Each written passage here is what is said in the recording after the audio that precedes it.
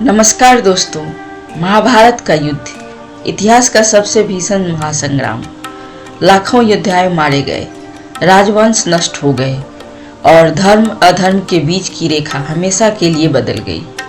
लेकिन एक सवाल जो सदियों से लोगों के मन में है कि क्या श्री कृष्ण इस युद्ध को रोक सकते थे? अगर वे सर्वशक्तिमान थे तो उन्होंने इसे होने ही क्यों दिया? क्या वे इसे रोकना नहीं चाहते थे या इसके पीछे कोई गहरा आध्यात्मिक कारण था? आज हम उन 5 चौंकाने वाले कारणों को जानेंगे जो यह समझाएंगे कि क्यों श्री कृष्ण ने युद्ध को नहीं रोका। और इस वीडियो को अंत तक जरूर देखें क्योंकि आखिरी कारण आपको भी पूरी तरह चौंका देगा। तो चलिए इस रहस्य से पर्दा उठाते हैं।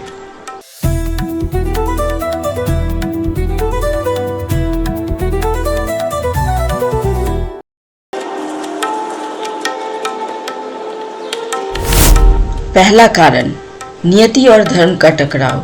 श्री कृष्ण ने स्वयं भगवत गीता में अर्जुन से कहा था, कालोऽस्मि लोकाक्षय कृत प्रविद्धो लोकांश महातुमी प्रवृत्तः।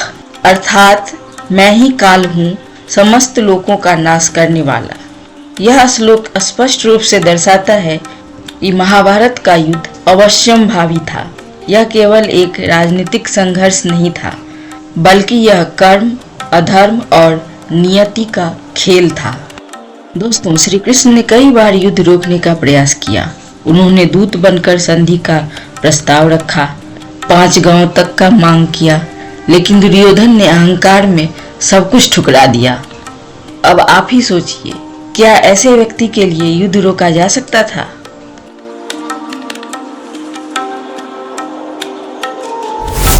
दूसरा कारण यह है कि श्री कृष्ण केवल मार्गदर्शक थे, नियंत्रक नहीं।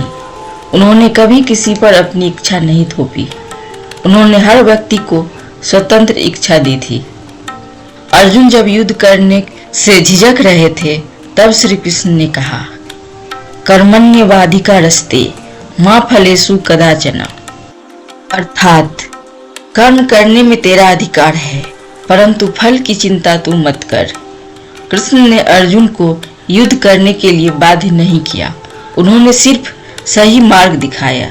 अगर श्री कृष्ण ने जबरदस्ती युद्ध रोका होता तो यह उनके स्वयं के उपदेशों के विपरीत होता।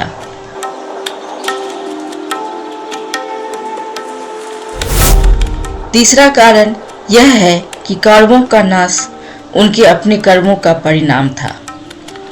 उन्होंने पांडवों को लाक्षागृह भेजा, उन्होंने द्रौपदी का अपमान किया, फिर उन्होंने पांडवों को छल से वनवास भेजा। श्री कृष्ण ने कई बार चेतावनी दी, लेकिन दुर्योधन ने अहंकार में कहा कि मैं युद्ध के बिना नहीं मानूंगा। अब सोचिए, अगर श्री कृष्ण युद्ध रोक भी दिया होता तो क्या कौरव सुधर जाते?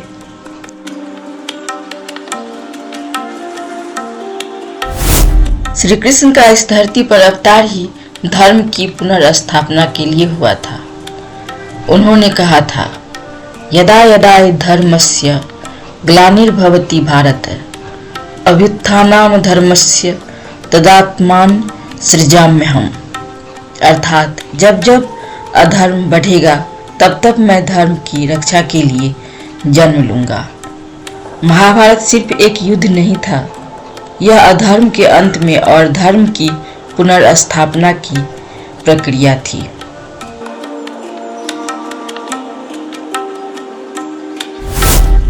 आखिरी कारण जो बेहद गहरा है।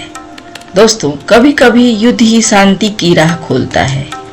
इतिहास में कई बार अत्याचार को अंत करने के लिए युद्ध लड़े गए हैं।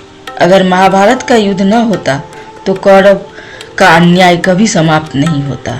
श्री कृष्ण जानते थे कि यह युद्ध एक अस्थायी विनाश था, लेकिन यह भविष्य में धर्म और न्याय का मार्ग बनाएगा। तो अब आप समझ गए होंगे कि श्री कृष्ण ने महाभारत के युद्ध को क्यों नहीं रोका। इसमें से कौन सा कारण आपको सबसे ज्यादा चौंकाने वाला लगा?